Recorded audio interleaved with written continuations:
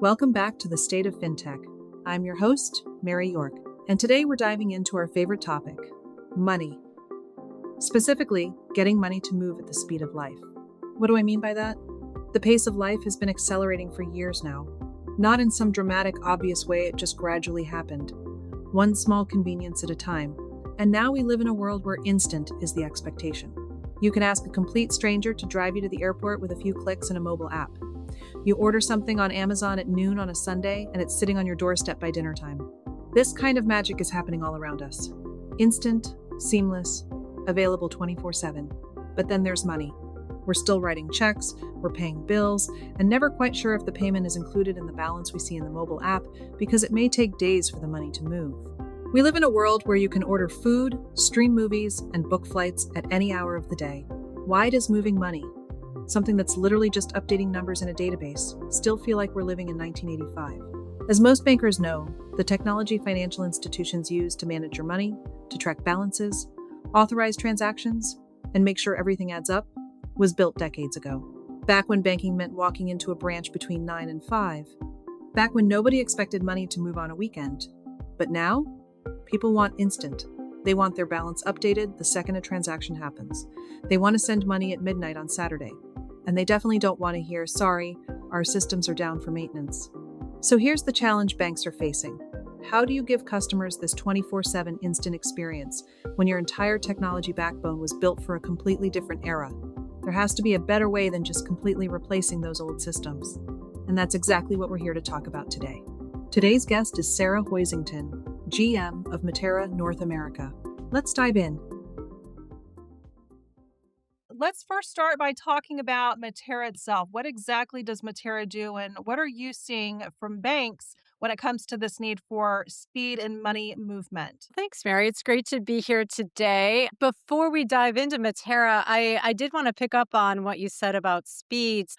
I saw an interview with Jamie Dimon the other day at Davos, and he was asked about JP Morgan's competitors. And he said 20 years ago, it was companies like Goldman Sachs, Morgan Stanley, Wells Fargo, B of A, other major banks. Today, Stripe, PayPal, Chime, Dave, SoFi, Revolut, right? And other fintechs. And he talked about how the technology and investment in those fintechs is extraordinary. And he said, banks that have their head in the sand about this, they're going to lose. And he even said, JP Morgan, if we don't go faster, if we can't move money quicker, we're going to lose too. So thought it was interesting that the CEO of America's largest bank is talking about the need for speed. And it's really the competitive reality that every bank is facing today. So anyway, getting into Matera, we are really focused on speed too. So we are a technology provider of core banking, instant payment, and payment QR code technology for financial institutions. We are headquartered in Brazil,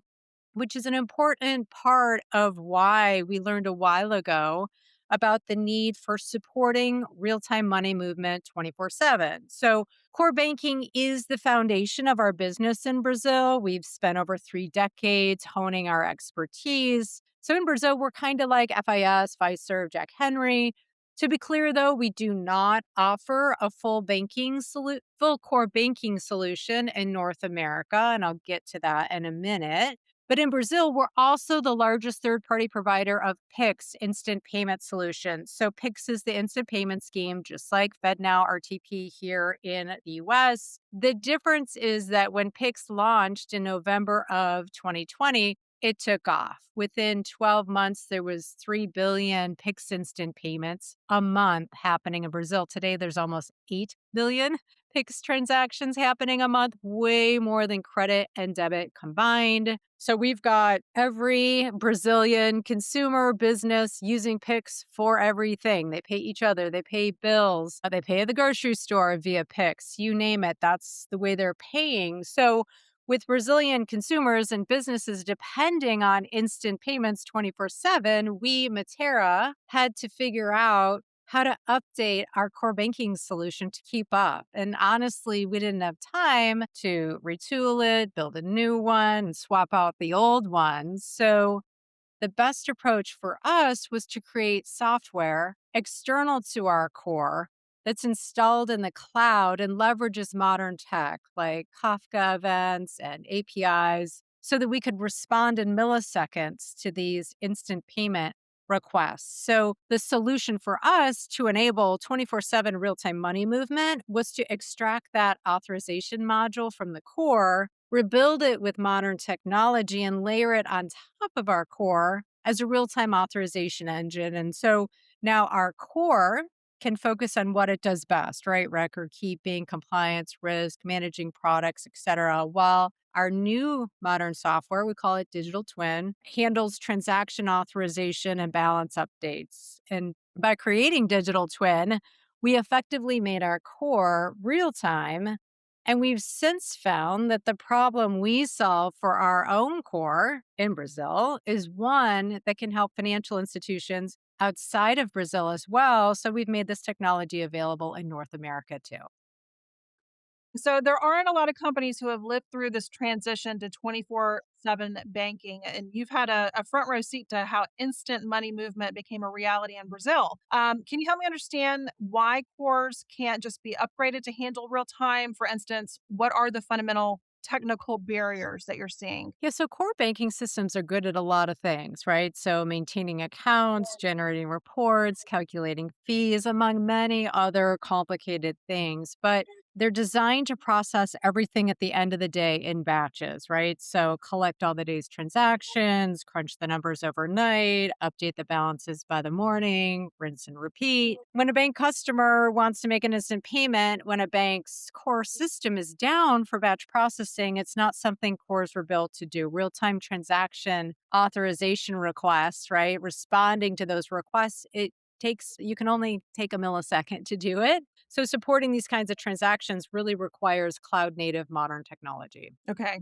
But aren't banks using stand in solutions to take over when the core is down for processing? Yeah, good point. So there are some that are using stand in solutions to temporarily take over transaction authorization when the core is down. The reality is, stand in systems tend to be simplified versions of the real authorization logic. So they don't always support the full set of product rules, limits, exceptions, holds, or controls that live in the core. So during stand in windows, banks are often either more restrictive than they want to be or they're more permissive than they should be in authorizing transactions. So then there's scale, right? So stand ins are really designed as like a safety valve, right? Like as volumes grow, these systems can hit a ceiling really quickly. And also, as transaction volumes increase, so does the complexity and the risks. So, keeping that stand in and the core perfectly synchronized is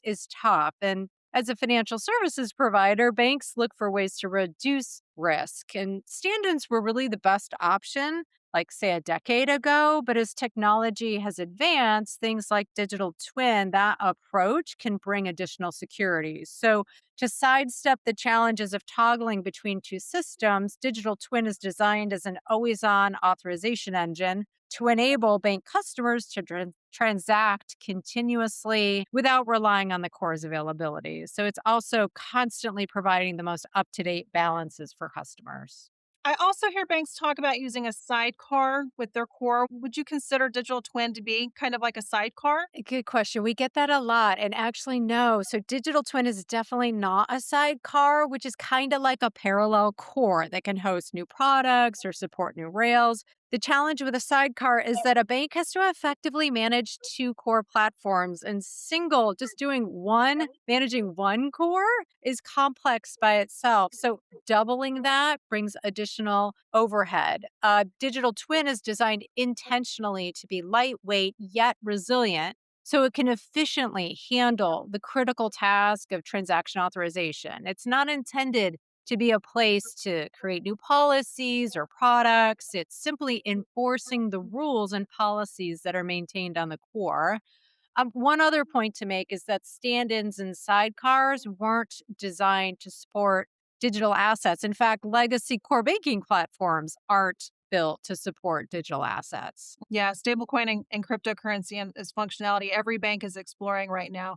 Can you explain how digital twin supports those currencies? Sure. So let me start with the problem we hear about all the time, which is just that today consumers want to use, if they want to use something like, let's say, stablecoin USDC, they have to move money out of their bank account to, say, Coinbase or another crypto exchange. And this deposit flight, right, from banks is real, right? There's estimates that $500 billion in US bank deposits alone are going to move to crypto platforms in the next 2 to 3 years. So banks are trying to figure out a way to retain those customers. And if they can let consumers use something like USDC without leaving their bank mobile app or their digital experience with a bank, they can at least keep the trusted relationship with the consumer. But stablecoins, cryptocurrencies, they have technical requirements that legacy cores and stand-ins and sidecars fundamentally can't handle. So precision is the big differentiator, right? Traditional cores operate on two decimal places. Pennies, right, are the smallest unit. Many crypto networks, they're supporting, 18 decimal points. This is something digital twin can support. And it might seem like a small thing, but it's a fundamental problem for cores because fractional denominations of cryptocurrencies can enable things like microtransactions and operations executed by smart contracts. So it's a big differentiator. So the core literally can't represent the numbers. Yeah, and it goes beyond that. So traditional payments are pretty straightforward, right? Move money from point A to point B. Stablecoin transactions, other cryptos can embed business rules directly into the payment through smart contracts. So banks have to be able to validate and enforce that programmable logic as part of payment processing. That sounds complex. Yeah, it can be. And so your authorization layer has to have the logic to evaluate smart contract conditions, execute conditional events, handle exceptions, in real time. And legacy corns weren't designed to do any of this. So not only does digital twin support multiple decimal points, but we've actually built what we call a crypto connector between digital twin and Circle. So banks can offer USDC, for example, to consumers within their own digital experience. So everything's managed off chain. The bank doesn't have to connect directly to the blockchain, which eliminates complexity, reduces risk. They're not managing wallets, private keys, blockchain infrastructure. That is handled through the Circle integration. And Digital Twin then, because it can track multiple decimal points, can track the stablecoin accounts, all the mining, minting, burning movement is handled by the crypto connector. One more thing is that Digital Twin can support these types of cryptocurrencies, but our solution's also open. So if a bank wants to connect to, I don't know, Ripple or any other type of crypto platform, we can enable that. Okay, so we're not talking about just supporting FedNow and RTP. We're talking about being able to support a fundamentally different payments landscape. Is that Exactly.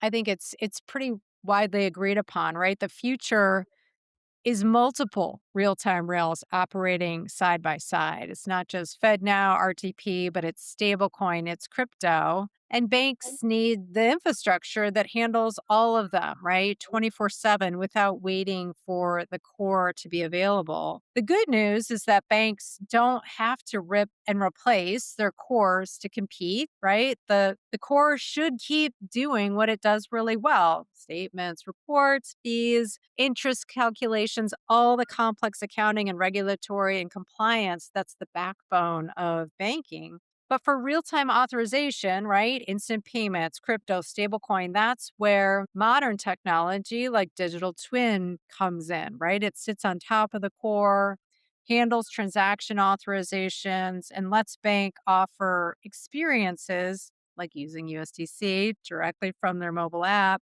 without the bank having to issue their own stablecoin or rebuild their entire core banking system to accommodate that. Well, Sarah, this has been fascinating. I know we started today talking about how the pace of life keeps accelerating and how money hasn't always kept up.